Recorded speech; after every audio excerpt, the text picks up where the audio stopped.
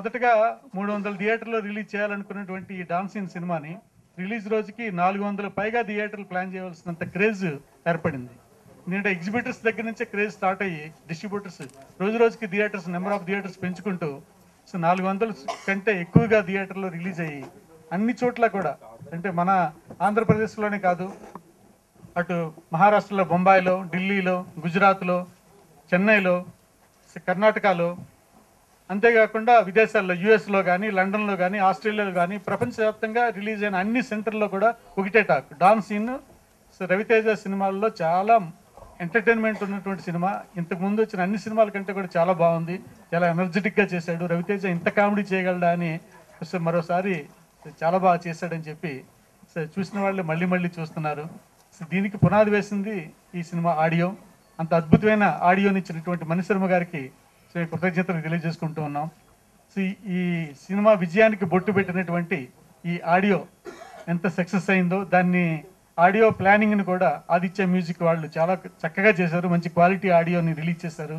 అది సేల్స్ పరంగా కూడా రోజు రోజుకి సేల్స్ పెరుగుతూ రికార్డు స్థాయిలో అమ్మకాలు సాగినందుకు అది సూచనగా ఇవాళ ఈ డబుల్ ప్లాటినం డిస్క్ ఫంక్షన్ జరుపుతూ ఉన్నారు. ఇలాంటి మంచి ఫంక్షన్ ఏర్పాటు చేసి యూనిట్ని అభినందిస్తున్నందుకు నేను ముందుగా ఆదిత్య మ్యూజిక్కి ధన్యవాదాలు తెలియజేసుకుంటున్నాను. ఈ విజయంలో కీలకమైన పాత్ర డెఫినెట్గా 100% మా డాన్ సీను రవితేజది.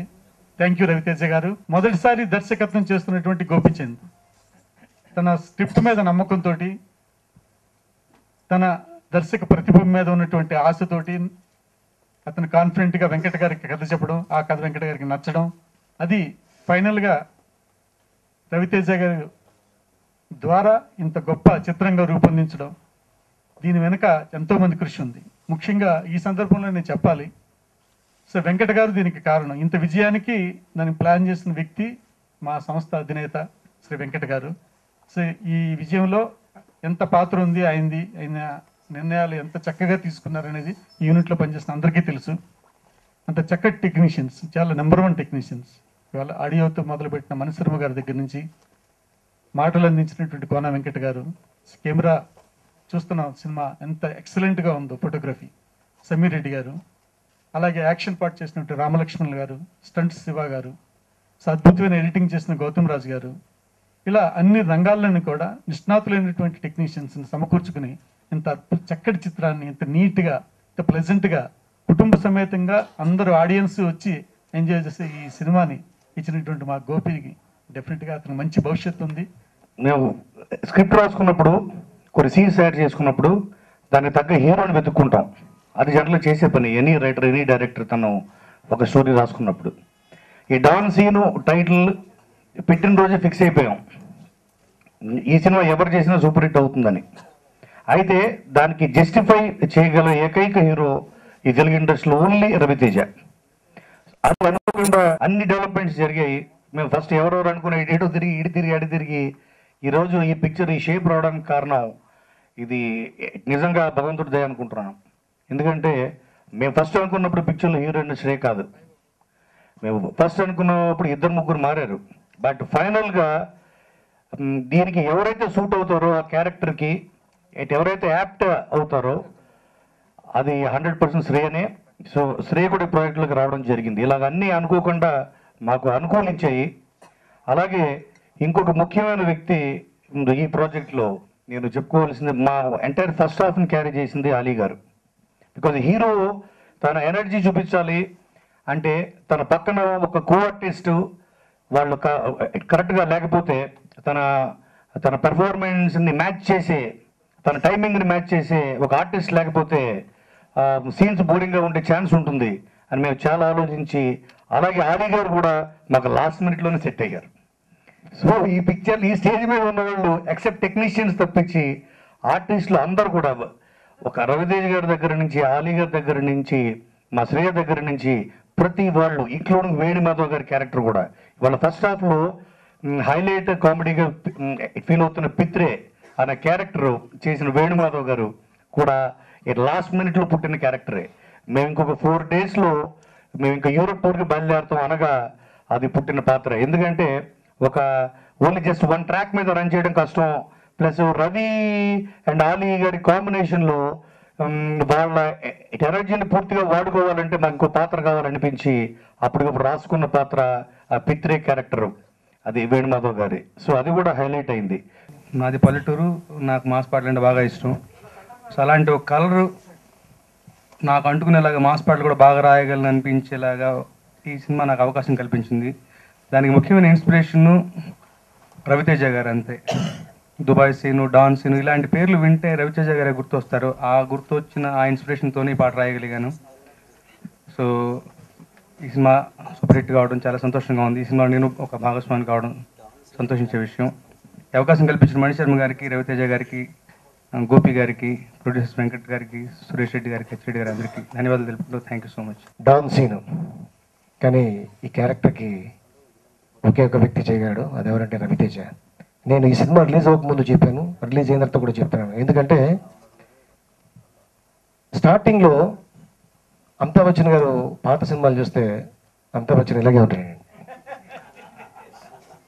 నేను చెప్తుంటా, ఆయన అమితాబ్ బచ్చన్, నువ్వు అమితాబ్ బచ్పన్ అంటుంటా. ఎందుకంటే డాన్ సీను అని అనౌన్స్ చేయగానే రవితేజ నేను అనుకున్నాను ఈ సినిమాలో, ఎందుకంటే హిందీ మీద పట్టు ఉండాలండి. ఆ పట్టు లేకపోతే చాలా కష్టం. మేము షూటింగ్ చేస్తున్నాం స్విట్జర్లాండ్లో. మేము ఈ హీరోయిన్తో మాట్లాడి బయటకు వచ్చేటప్పుడు ఓ డైలాగ్ చెప్పాడు, మీరు కూడా ఫర్మాకి అప్పుడు పేరప్ప ఖడేకి దిక్కున్నాం ఫిర్ జమానా తుమారా హై అన్నాడు. అంటే ఏంట్రా అన్నాడు. అమితాబ్ బచ్చన్ చెప్పండి, నేను చెప్పాను హై అన్నాడు.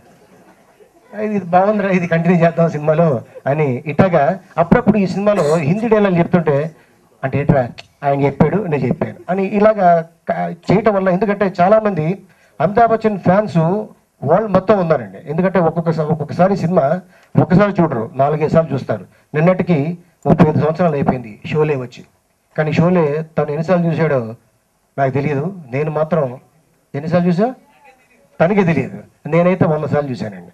దాంట్లో మ్యూజిక్, రీ రికార్డింగు, డైలాగు, సాంగ్స్, ఎప్పుడు ఏ సీన్ వస్తుందో ఆ మొత్తం సినిమా వేసి సౌండ్ ఆపేస్తే డైలాగ్ చెప్పేస్తాడు. అంత కెపాసిటీ ఉన్నాడు.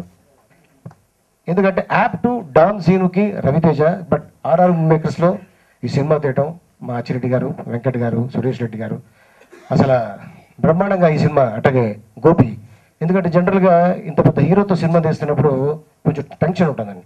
ఆ టెన్షన్ ఎక్కడ లేకుండా సార్ ఇంకో 1 more సార్ అని అడిగి తను చేయించుకోవటం. అట్లాగే మన కోన వెంకట్ మొత్తం సినిమా ప్యాకప్ అయ్యేదాకా తను కూడా ఉండి చాలా హెల్ప్ చేశారండి. అట్లాగే ఇక రామజోగి శాస్త్రి గారు, అట్లాగే మన గౌతమ్ రాజ్ గారు, ఇంకో హీరోయిన్ కూడా ఉంది అంజనా సుఖాని. అది అమ్మాయి రాలేదు, ఇది కాట్రవెల్లి అయిందంట అమ్మాయికి. సో అది ప్రాబ్లం. ఓ కాట్రవెల్లి అమ్మాయి బాధ బోల్తాం తప్ప. అట్లాగే ఇక అందరూ ఈ సినిమాకి ఇంత పెద్ద హిట్ ఇచ్చిన ముఖ్యంగా ఆడియన్స్ చాలా బ్రహ్మాండంగా. కానీ ఒక విషయం చెప్పాలండి, మేము బర్న్ సిటీ అనే షూటింగ్లో మేము చేస్తాం సిటీలో. అక్కడ శ్రీలంకన్స్ 30,000 మంది ఉన్నారు. ఫస్ట్ డే షూటింగ్ చేసాం యూనివర్సిటీలో. చాలామంది వచ్చారు. చాలామంది రాగానే ఈ అమ్మాయి అక్కడ సూపర్ స్టార్, ఎందుకంటే రజనీకాంత్ గారు తలక్ చేసింది శివాజీ సినిమాలో. ఆయన పక్కన హీరోయిన్ అనగానే మొత్తం అందరూ వచ్చారు. ఫస్ట్ డే 2,000 మంది వస్తే నెక్స్ట్ డే 4,000 మంది వచ్చారు. 6th డే ఇక మొత్తం బర్న్ సిటీ మొత్తం వచ్చేసిందండి. మొత్తం కూరళ్ళంతా లైన్ వేసారు. సైకిల్ తొక్కుంటుంటే వెనక్కి వెళ్ళిపోయాడు. మేము కాపాడకలు తెచ్చాం, ఏమన్నా ఎత్తుకెళ్ళిపోయాడు షూటింగ్ అయిపోతే. మామూలుగా అడ్రస్ కూడా తెలియదు మనకి. హైదరాబాద్లో అయితే ఛానల్స్ వేయచ్చు, అక్కడ ఛానల్స్ కూడా లేవు. అమ్మ జాగ్రత్త అని చెప్తే ఈ అమ్మాయి సైకిల్ తొక్కుతున్నప్పుడు మేము అంత కాపలా ఉన్నాం. వాళ్ళ అమ్మగారికి ఆ విషయం తెలుసలేదు. మరి ఆవిడ మాకు డబ్బులు ఇస్తారండి, ఇవ్వలేదు ఇంతవరకు. ఆప్కే మమ్మీకి బోలో హమ్ తుమ్కు బహుత్ అచ్చా దేఖ్ లియా పైసా. ఏదేమైనా ఈ సినిమా ఎంత పెద్ద హిట్ ఇచ్చిన ప్రేక్షకులకు మరొకసారి థ్యాంక్స్ చెప్పండి. Thank you very much.